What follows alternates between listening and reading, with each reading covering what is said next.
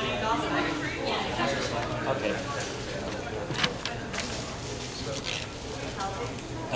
Welcome. I'm Maximillian Dornseif. I'm a PhD student at the University of Bonn. Excuse me, can you do your further conversation outside or in a little lower volume? What? Can you be quiet or go out?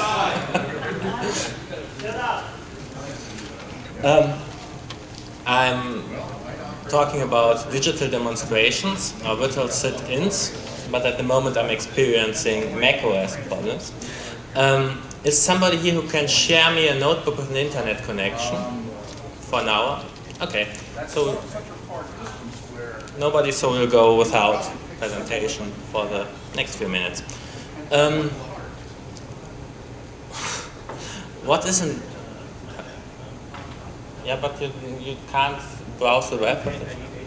Yeah, okay. So, what is a demonstration? I tried to spare you all the stuff. It's a Greek word and so... Oh, great. We have just get video out.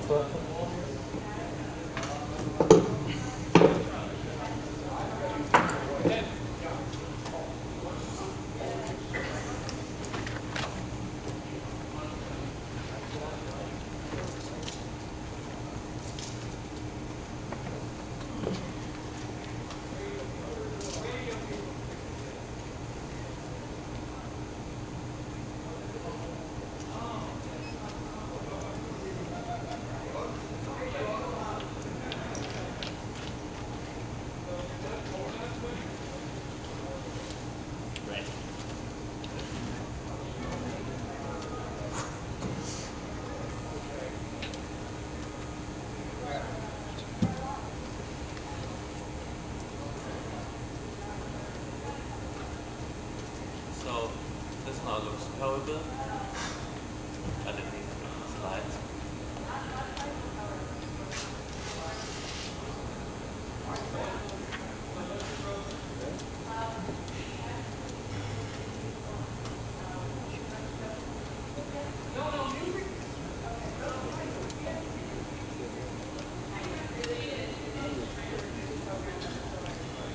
Yeah.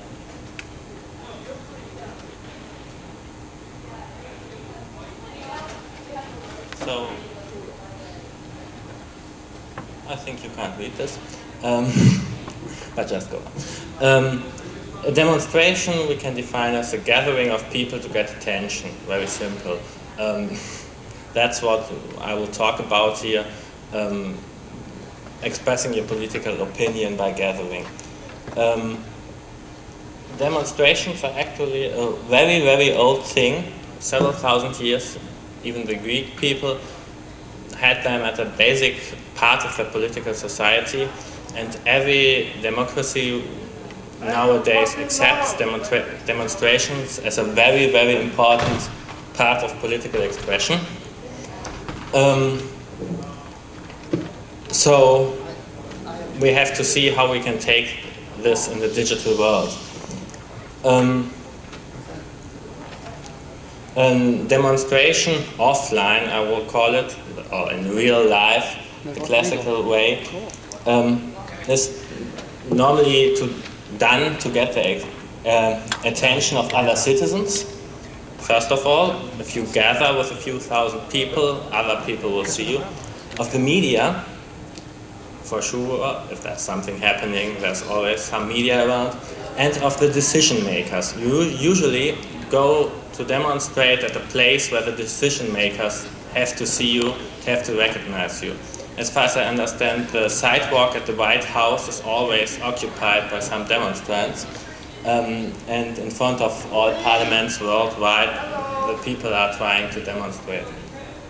In fact, many parliaments prohibit demonstrations directly on their buildings or in front of their buildings to keep pressure away from the members of parliament, but you go demonstrate near there. So why demonstrate online? To get the attention of administrators. You first get, whatever you do online, the attention of people running the services you are affecting. To get the attention of the media, and perhaps to get the attention of other citizens. You usually can't get the direct attention of decision makers, because decision makers don't use the internet or don't use the internet as at places where you can affect them. You can get their, oh thank you, indirect attention by getting the attention of the media and so on. So why move to demonstrating online? Because the targets are moving online, so the things you want to demonstrate again, and maybe the targets are more vulnerable online. Physical demonstrations or offline demonstrations are a thing known for thousands of years, and people know how to handle them and how to guard against them. And some people at least saying the public attendance is moving online. So if I want to make news, I have to do something online. I'm not sure if this is really true nowadays, but it might be in 5 years or 10 years.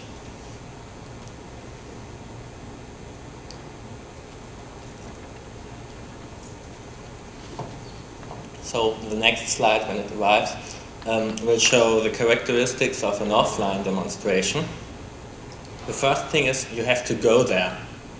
You have to get out of your chair and go to demonstrate. That means usually you're just going to demonstrate if the demonstration is near you or if you are really, really set up. But usually nobody comes from, say, Germany to demonstrate in Brazil against tax spending problems. And if you go there, you will be seen there. That means on the one hand, you are not anonymous in any way. You are a little bit anonymous, but people can find out who you are and make pictures of you. And your presence is directly sensible by others. So if there are 2,000 people, you go there and see there are 2,000 people. Everybody can understand how many people are participating in a demonstration. Okay, usually the people organizing a demonstration say, oh, there have been 100,000 people, and the police says, oh, there have been just 50,000 people, but roundabout you can sense how many people are there. Oh, that's another slide. I'll stay with the characteristics of an online demonstration.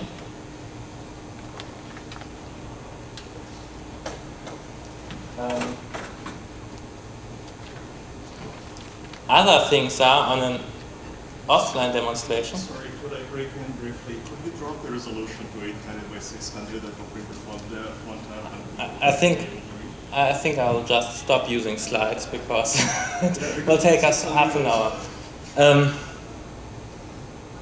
I use the slides for myself? No, that won't work. Okay.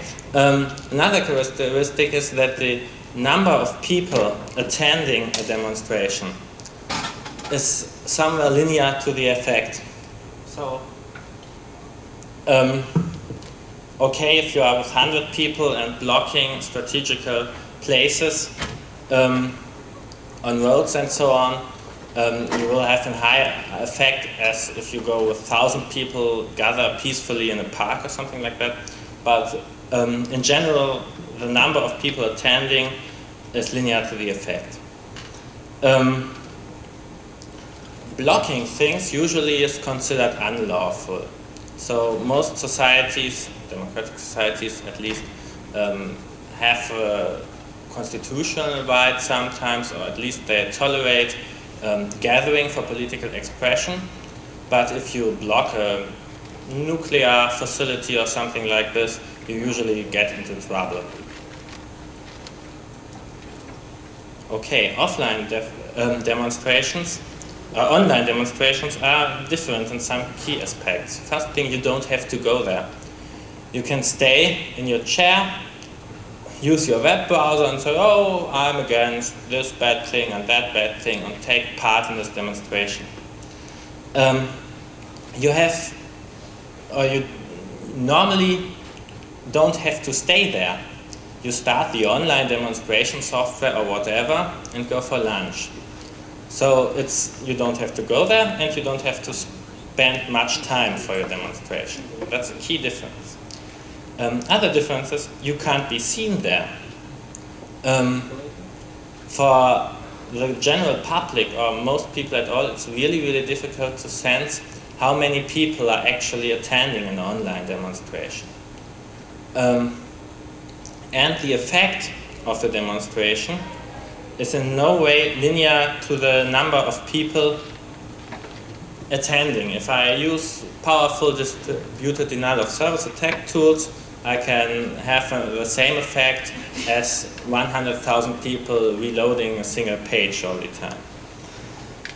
And on online demonstrations, I will always hit bystanders. While offline, in real life, I usually block something and people have to spend time and the demonstrants are in the way. The effects on online demonstrations can be much bigger. If a website I protest against is hosted on a virtual server, I will hit all the other virtual presences. And if not, if it's a dedicated server, I at least hit the other sites hosted at the same hosting center, provider, whatever, on the same internet connection. And on the big view, I will hit the internet as a whole. So what are the ways to do online demonstrations? I will focus in this talk on slowing down websites, I will call it. There are a lot of other ways, might be better ways, like putting banners on your page, or there have been attempts to to ask many people to change their homepage to a black page at a certain day. There have been an attempt in Germany to protest against the high fees for internet surfing to stop a day surfing. You can write email, petitions. What seems to have a really high impact is filling out forms on websites that have to be processed by humans. The Zapatista movement, as far as I understand, did a lot of this on some military institutions in the US, and there were requests for information forms or such a thing, and they filled out thousands of them. And the government has to check them all if there is something of real people or if it just was by demonstrants. But we will focus on slowing down websites now. There have been some noteworthy demonstrations of this kind. The most well-known is possible the Zapatista support demonstrations. There have been some against the World Trade Organization, WTO. And we have a very interesting case in Germany, demonstration against the Lufthansa. The Zapatista demonstrations, the idea came from people in Italy who had thought that you can go on a website. I think they tried the president of Mexico and just hit reload on this page, and they were accepting that the page would go a lot slower than, and people should recognize that. They called this a virtual sit-in. This thought was perfected by the Electronic Disturbance Theater, who wrote a software they called Flatnet, and it was basically a JavaScript script or later a Java applet, which reloaded automatically every 3 seconds the attacked page in, I think they did it in 6 frames.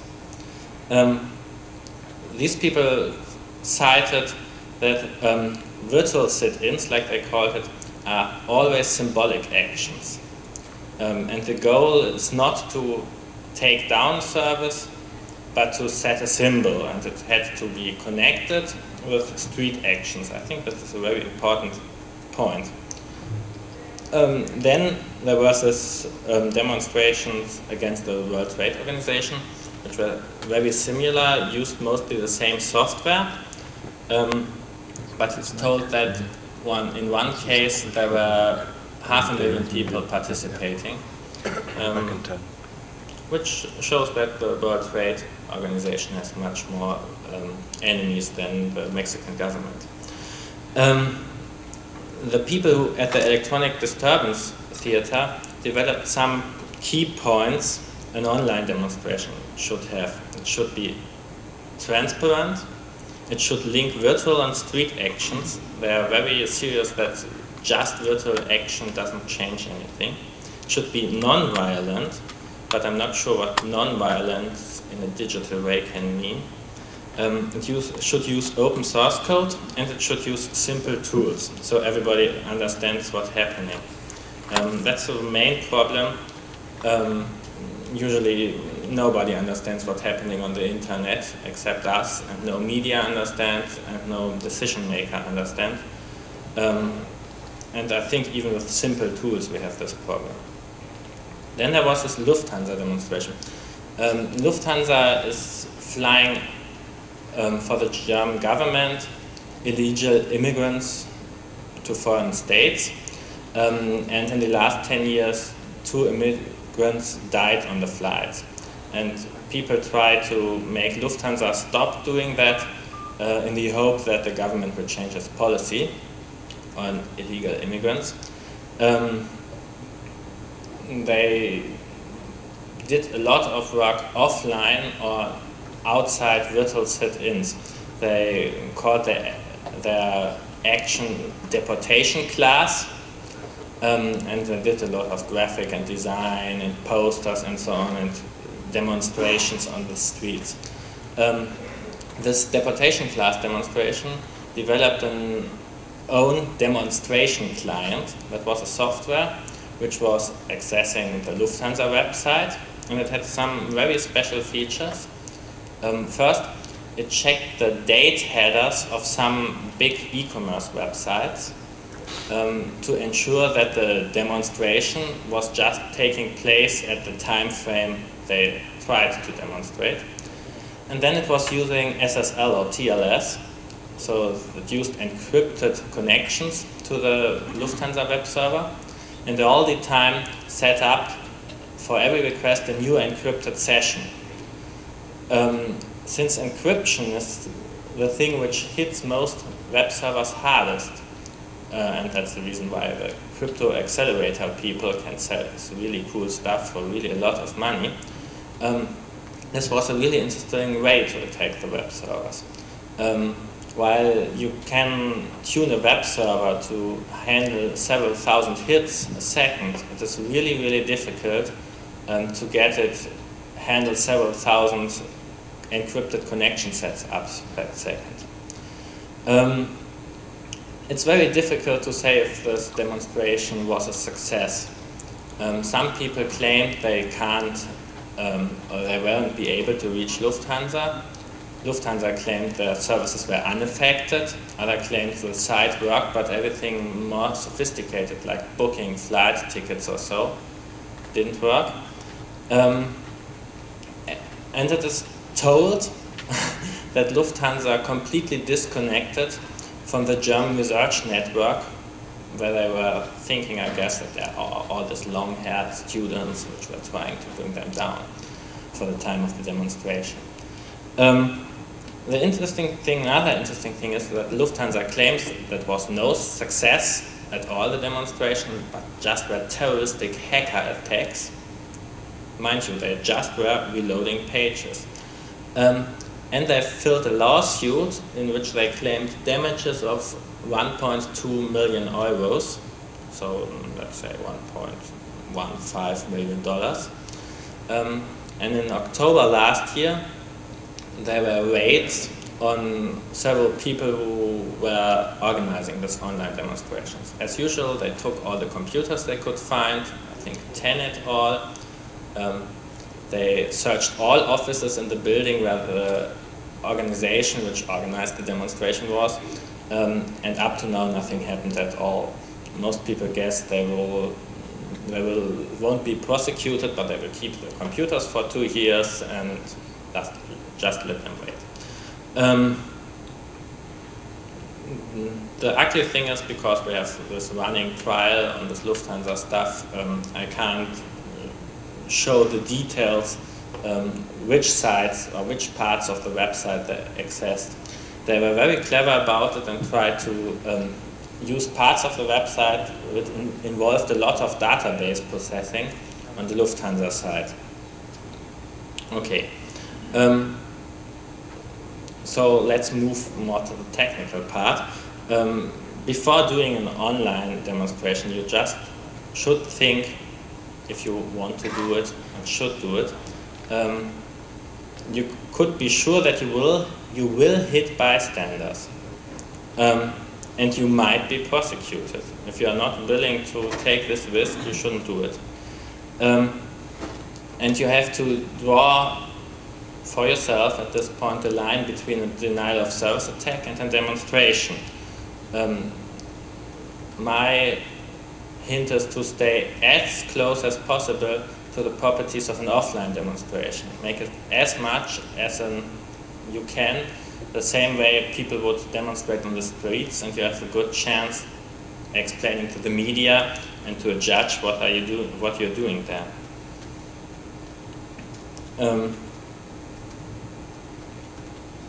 So, what slows down a web server? Bandwidth consumption. In fact, it won't slow down the web server, but just the access to the web server, so you can compare to filling up the streets to a location you want to demonstrate against.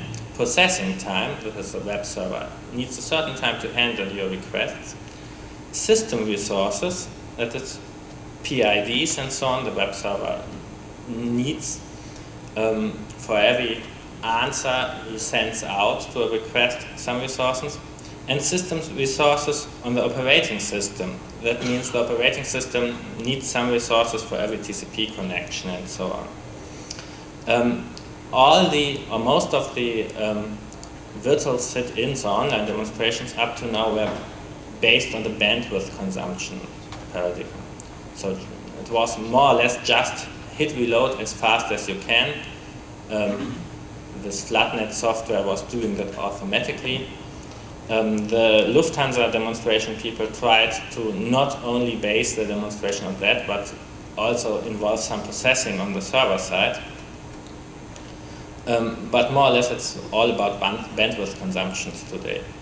The interesting thing about bandwidth consumption is that it might cost the target of your demonstrations really a lot of money. If the target site is a small site that pays its traffic by the gigabyte and normally has several hundred hits a day, and that's all, and you are starting to reload that page thousands of times per hour, they usually will get a hefty bill at the end of the month for their traffic. On the other hand, the small sites are usually not the right target to demonstrate against. I think usually it's not a good idea to hit the website of mom and pop's fishing shop to demonstrate against the Palestinian intifada or whatever. If you do this bandwidth consumption type of demonstrations, users usually get a timeout, regular users who try to access the site. If you attack with processing time consumptions, there's one single web server process can be forced to do really a lot of processing. There were attacks against Apache, for example. You could craft the path name in such a complex way that the Apache itself took several seconds to decode just the path name of the file you were accessing. The fun part usually is if there's a database-driven website, you can make the web server really exercise the database a lot, and this will cost a hell of a lot of processing time. You might serious damage if this database is not only used for the website, but for other production users in the company you are demonstrating against. For example, if the Lufthansa database for flight schedules is also used to serve flight schedules to travel agencies, and you are able to slow that database down, you can cause serious financial damage. Users who access the site while you are demonstrating might get all kinds of errors. The fun thing is, I think we all know from /dot sites, MySQL, no further connections possible or something like that. That's a typical error we see there. So eating up system resources like PIDs. For forking web servers, that is Apache, the 1 series mainly, and all the older web services like the CERN HTTPD and the NSCA HTTPD. For every connection and every request, they need a PID, a lot of file descriptors, a lot of memory, and the time to fork off the additional client. Modern Unix systems are really fast at forking off a client, but still it takes time and not a client additional process. Threading servers like Apache 2 or the Internet Information Servers don't use PIDs for every connection, but they still need file descriptors, memory, and some time to start an additional thread.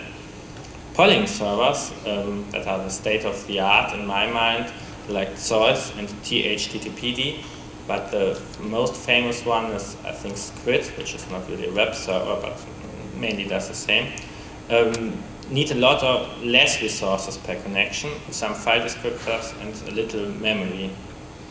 The thing is that usually with the forking servers, which are dominating today with Apache 1 series, they have compiled in or configured in a hard limit.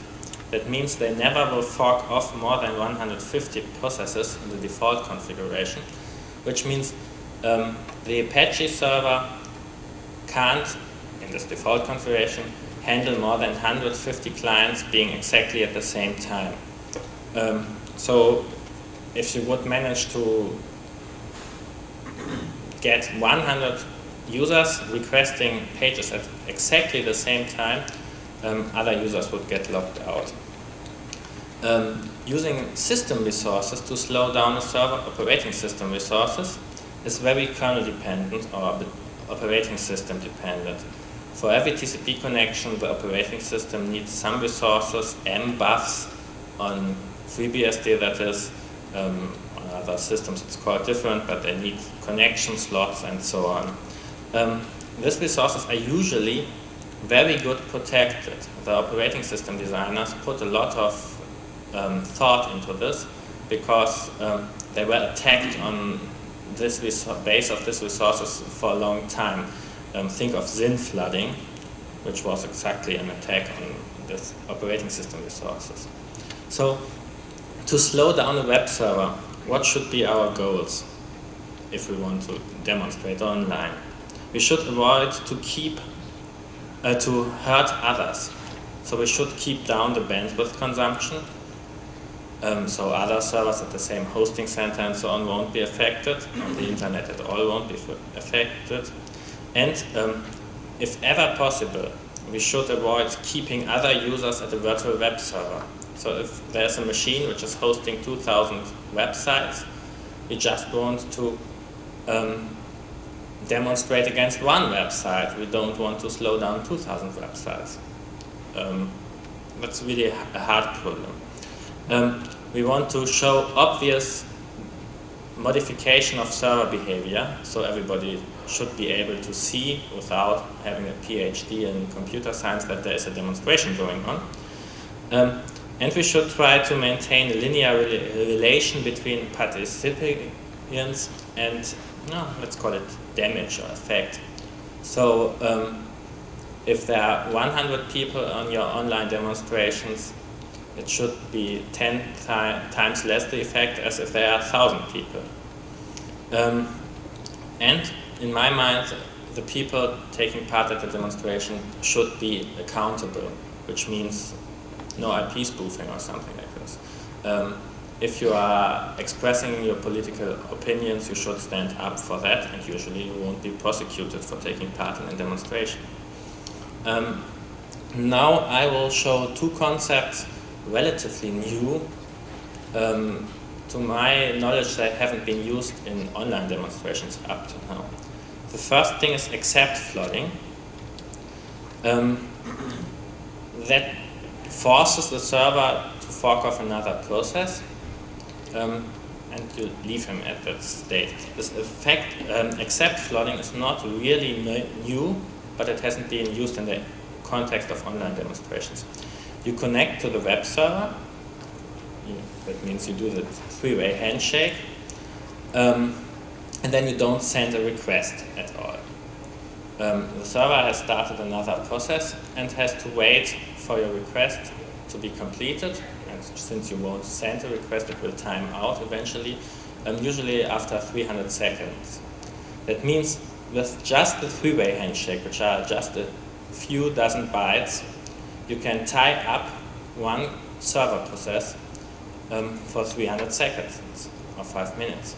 Yes, please, can you use the microphone?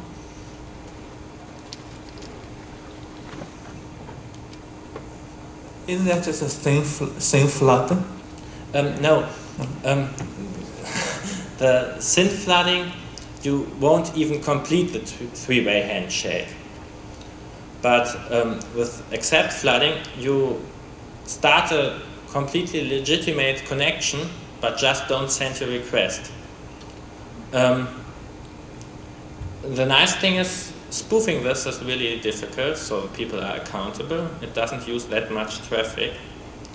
But the people defending against the demonstration might screw with the timeouts on the server side, and so it won't have effect at all. So no, we don't have slides. I have written a little example program for this. It's exactly 4 lines of Python, so it's a really simple thing. Except for what use minimal bandwidth, and like I said, it's hard to fake. But it has some cons. It's typical denial of service style. Shows you thought it was thin flooding.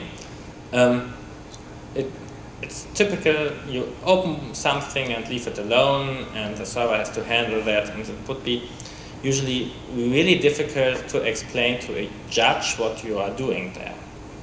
And that this is a legitimate way to do a demonstration. So I have another try at this. I called it communicating slowly. You acting all the way like a regular browser. You do just the thing a web browser would do. This could be implemented as a proxy, which would sit between your browser and the demonstrated against site. But we are doing it slow, very slow. Because of this, we won't consume a lot of bandwidth. We're just sending, let's say, a character per second. But it will still tie up a lot of system resources on the server side. The difficult thing about this is that TCP was designed to handle exactly this stuff. So if you're doing it, you have to screw a little bit with the parameters of your TCP stack to keep it from buffering your output and input and so on. If we are just communicating slowly, this means we are setting up a connection, doing the three-way handshake. The server has to fork another process to handle your request, and then you start sending a request, one character at a time. So usual HTTP 1.1 request would take, let's say, 4 minutes to send with all the headers.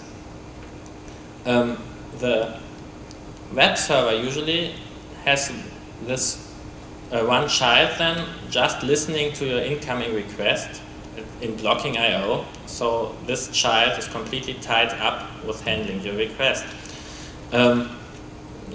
And since a usual Unix server also just can't handle a few thousand processes, or like I told, Apache by default can just handle 150 with 150 demonstrants, the Apache server would be tied up completely, or with the 2,000 demonstrants if the server was heavily tuned.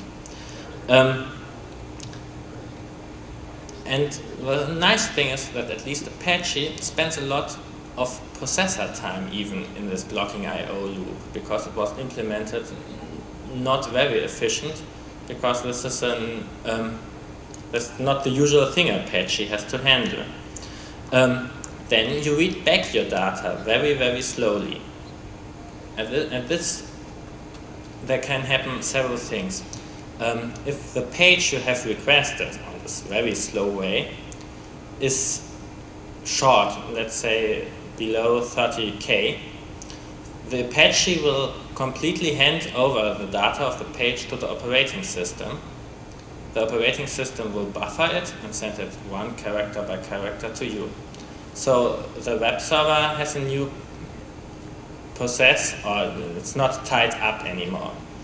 But the operating system has to buffer your data.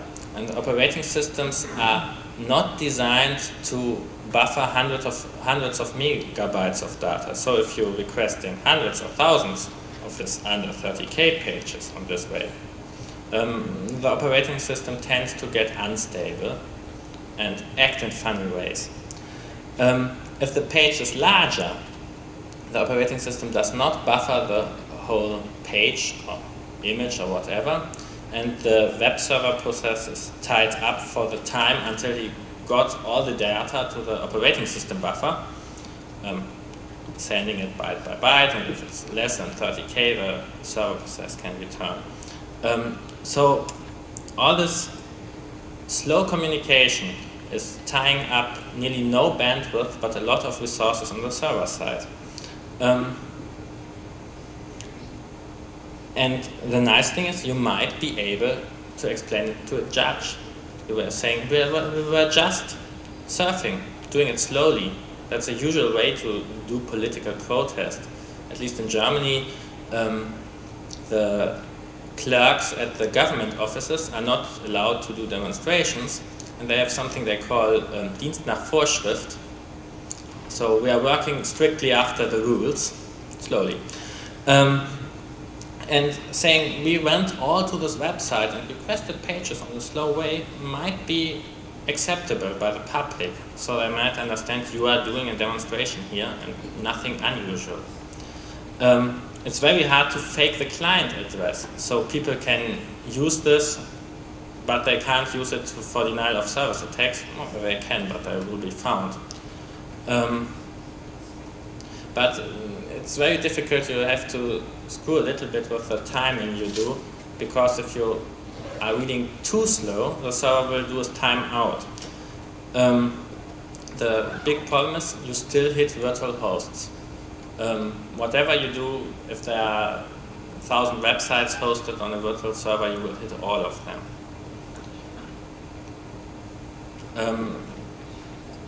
In my mind, this way is the best way if you decide to do a demonstration by slowing down servers, but I think it will be really the way to go in future.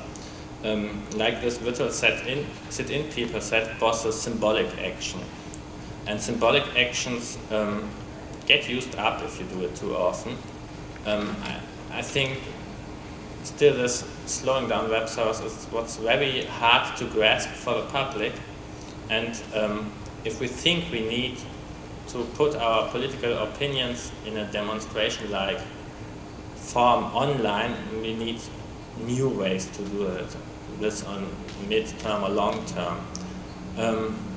But still, if you think you have to do it, try to do it in a way not hurting the net too much. My slides come with a with example code for this and with the source code of this Lufthansa demonstration software. And it can be found at the address MD. Oh, I've tried to. Oh, it will be frustrating at all to get the video thing on. At the web page http MD for Max Dornseif, Eudora, HUDORA.de.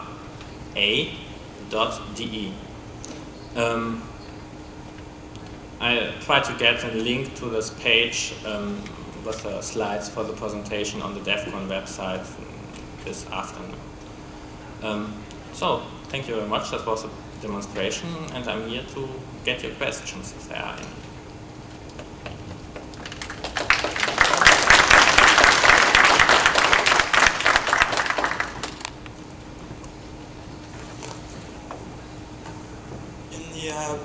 In the online approach, are you still trying to get the media attention that you would in an offline approach? In this with communicating slowly, sure. I think there's no other way to do an online demonstration because most people won't recognize whatever you do, except you are able to slow down RLCOM. What happens the first time somebody writes a virus, spreads an applet or an application of some sort that does this, unwittingly on others' computers? Does that dilute how well your process is? In fact, we have this already. All this worm stuff was about doing a lot of communication between web servers, and because usually the sites who caught the worm were overloaded, they were very slow, and we saw exactly this happening. I think it's really the context you set it in. If on the worms, code red and so on, it was just some techie thing and some evil software was tearing down the internet, but if you never could do an online demonstration without offline support, doing offline actions, media support and so on. If you say, we are surfing slowly on the website of Lufthansa, it's what light you put on your actions in this case. So you're making that publicly known that this is an action that was meant to be performed for a particular purpose? Is that what you're saying? So you would offline, you would publicize it as an action that you're taking on purpose rather than something that's just, okay. Yeah, that's very important. And I think it's very important that all the stuff we are doing can't be anonymous, or at last can be tied to an IP address. So if somebody is messing something up because you got a virus with this stuff, you at last can try to track him down and tell him here's a problem. We just heard, I think a few weeks ago, or 1 week ago, the Falun Gong took over Chinese satellite, a digital satellite, and they broadcast their message over satellite. What do you think about that? There's a big difference between the things I like and I consider cool, and the things which will work to change the options of politicians and other decision makers. And usually you can, if you try to stick to this classical paradigm of a demonstration, people gathering and voicing their opinion, that's the best way you can go. We see that even the stuff Greenpeace and so on does, being just a dozen of people and blocking a lot of things, isn't accepted by the general public often. Yes, please. Next person. Yes, I guess my question, it sort of dovetails in with what he had said about the Falun Gong protests, or their Falun Gong actions anyway. It's different from a traditional protest in that yes, it may seem very cool, and no, it's not going to directly affect the government positions or people in authority. However, what may have been effective by that is that they did get their ideas, their concepts across to a lot of people who wouldn't have seen them otherwise.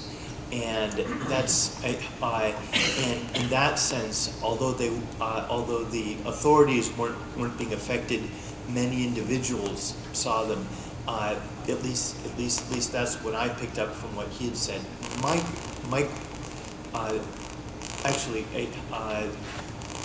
My question was specifically in regards to website defacements and people who take over or do things to websites to modify the contents of the pages they're providing, and so print their message up on the website for other people to see. Do you consider this a valid form of protest? And is it more valid in any way because it causes many more people to see specifically your message, whereas in the sorts of protests that you're describing, people will see that their website is slower, but almost nobody will know what's going on unless they happen to see on the news or they happen to see in person, oh, this is a protest movement.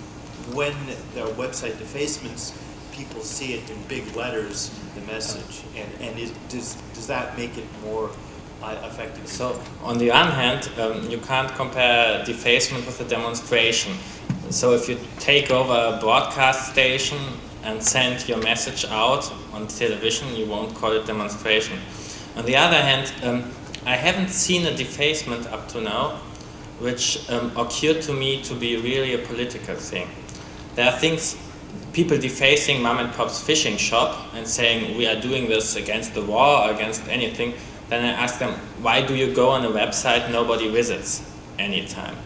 And when we see this high-profile defacements, I can't understand the political message in putting people in sexual positions on the Air Force website.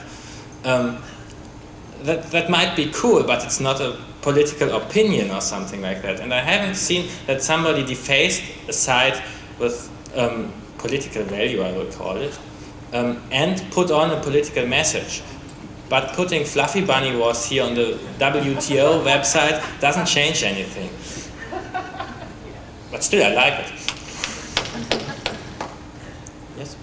Hi, I actually have two comments. One sort of from a technical point of view and the other one from a social point of view. I work for Slash.org. We're a news website, and we get attacked more or less continuously. So we have some experience with dealing with denial of service attacks. Your whole point there about mimicking the act of a regular user is right on. We find in general the closer something looks to a regular user, the harder it is for us to stop it. And we have some very competent people. So when we see things, we can see a sin flood, or we can see a spider that's crawling through and hitting every single page, or hitting some database intensive page, repeatedly, or anything like that. And we can do whatever we can feasibly do to stop these things. So you're from both sides, sort of from a judicial point of view, where you have something that may be eventually looked at from a judge, and you want to look like a regular user and not look like you're doing something illegitimate. That's right on. And then also from a technical point of view, from them doing something to stop it, then also you want to look like a regular user. From the other side, from a sort of social point of view, I don't know how to go there. I mean, some of the other commenters have said something about this, but I think that you only have a few limited options. I mean, you can slow down the website, you can get rid of the website, you can replace the website with something else. And of these, the slowing down may be legitimate. Getting rid of the website or replacing it with something else definitely isn't. But those are the only ones that have a real effect, and only replacing it has any potential to get your message across. You're saying it needs to be linked with an offline protest so that people know why this website is down. But the fact of the matter is, if you take down CNN.com, because you hate AOL Time Warner, Well, you know, 100% of the people who visit CNN.com are going to know that it's not there, but 0.0001% of them are going to know why it's not there. You know, no matter how big your offline protest is, it isn't going to reach most of the visitors. So, you know, that's not really, I don't feel that that's a really effective way to get your message across. I mean, so far the most effective online protest that I know of was EFF's Blue Ribbon campaign against the CDA, where they had people, A, turn their web pages black, and B, put blue ribbon graphics on their web pages. And so, you know, this has nothing to do with the people that they're protesting against. You know, they didn't go after Senator Exxon's website or the website of the U.S. Congress or anything like that. But it's, you know, it has most of the characteristics that you're talking about. I mean, it's traceable to individual people because they're putting it on their own web pages. You know, it's proportional to the number of people participating. You know, the more people you get participating, the more often you see this graphic. You know, the more often you see black web pages. You know, and you get a sense of how many people care about this issue. You know, it has all the good effects without having any of the negative effects, and it absolutely, you know, there's no question of it being legitimate or anything like that. So, you know, it seems to me that something like that, where you can enlist people putting stuff up on their own web pages rather than going after somebody else's internet server, you know, has all the characteristics. Yeah, but that's not a demonstration. That's like putting a "I like to be an American" and terrorists are bad flag on your house, and that's completely different to a demonstration. I'm sorry, our time is up. I'll be outside for questions for the next 10 minutes or something like that. Thank you very much. And thank you a lot for the notebook.